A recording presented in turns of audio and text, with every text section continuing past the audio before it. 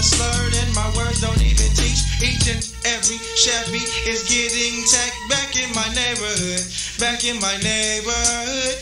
Would you like to be that nigga in sticky situations? Frustration, contemplation, demonstration, all attacks. Stacks of girls in ones and 20s, and then my mom used to use this to cure the cramp she obtained. Not same as an infant, I was different many ways, but I stayed up on the waves from the days of old, exposed at earlier ages than most. So here's a toast, so don't not to brag or boast. My coast is in the house, and so is the east. To say the least, I still like it. I hit the puff and man, I just might get higher than a kite to write rhymes like these. So I'm freeze and get up off your knees. Niggas wanna know why I don't act like a star, but I'll be steady breaking them off like a Kit Kat ball.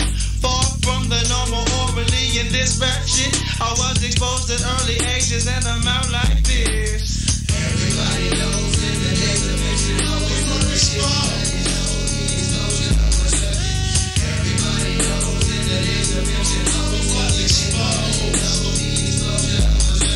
Now in my younger days I used to sport a fro. Back when I was small before they knew me as the pro. And early to the bud I was exposed this age. That my dad was even smoking while he slept in his tree. Well, light a pipe on Monday night and watch the game. We never had no stress, we always killed the Rick James. Was looking at the Playboys that was stacked behind the TV. Pops and his partners passed the pipe, it always seemed to pass me. And while I slept, I often wondered why the little green button pipe would always pass me by. The long-awaited day did come, and the turn was finally mine. But being clean and sober under pressure, I declined. I stayed in Pop's crib for a couple of days. After Michael Jackson skinned it like quite a few shades. Curiosity was on my mind and time didn't spoil. The urge to go up in a tree with pipes we made a foil.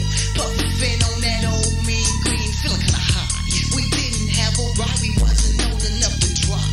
Whether or not to quit or continue getting faded as a youngster was a problem that I often debated. Now I'm older, having to deal with the doge. I'd be addicted if it wasn't for my early exposure to the weed. Not the weeds that be growing in the country, but the weeds that give us something older. Straight munching.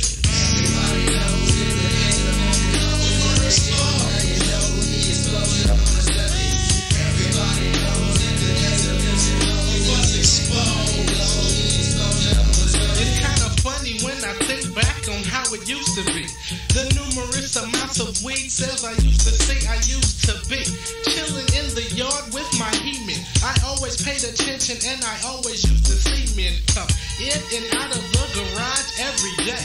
That piqued my curiosity in each and every way, cause when I was a kid I used to follow my nose. I chose to ramble through the things that I wasn't supposed to see. Who would leave weed within my grip? I couldn't wait to put the fat J to my lips that I found in a shoebox up high on the shelf. Nobody else around, I'll get high by myself. Ran to my room to grab my coat cause it was cold.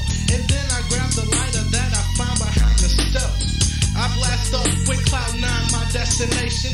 I hit the bomb twice and felt a tingling sensation. 2 hours passed and I returned like the Jedi. Got my Visine in hand to take care of the red eye. I said hi to mom so that everything is kosher. Shh, don't tell nobody about my exposure, alright? Everybody knows in the days of fiction, always on the spot. You know the explosion of the study. Everybody knows in the days of fiction, always on the spot. You know the explosion of the study. Everybody knows in the days of fiction, always on the spot. You know the explosion of the study. Everybody knows in the days of fiction, always on the spot. You know the explosion of the study. Everybody knows.